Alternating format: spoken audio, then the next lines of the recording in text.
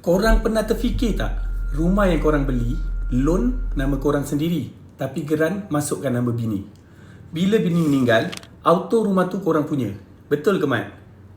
Salah. Jangan nak perangan, Mat. Bayangkan, loan korang seorang tapi geran letak dua nama. Korang dengan bini. Tiba-tiba bini meninggal. Korang pun cakap, Alhamdulillah, rumah aku seorang lah ni. Sedap Mat. Kau Alhamdulillah kan bini kau meninggal Jangan nak perasan, Mat. Bahagian bini korang tetap jadi harta pusaka, Mat. Loan memang bank kejar korang seorang, tapi pusaka tetap kena bahagi. Kalau ada anak, korang cuma dapat 1/4 daripada bahagian bini korang. Anak-anak dapat selebihnya. Kalau mak ayah mertua korang masih hidup, diorang pun ada bahagian diorang, Mat. So, jangan terkejut. Lepas bini meninggal, ada orang datang rumah. Assalamualaikum. Rumah ni ada bahagian pusaka anak saya tau.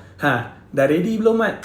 Bank pula. Bank tak peduli pusaka tak pusaka. Dia tahu yang sign loan korang, jadi bayarlah setiap bulan macam biasa.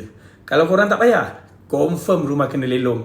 Jadi, jangan buat-buat tak cerdik, Mat. Cerdik sikit. Moral of the story, jangan ingat siapa bayar loan tu penentu. Yang penting, nama dekat geran. Kalau nak elak pening kepala hal pusaka, buat hibah awal-awal. Senang hidup, tidur pun lena. Tak perlu risau rumah kena share ramai-ramai. Faham ke tidak, Mat?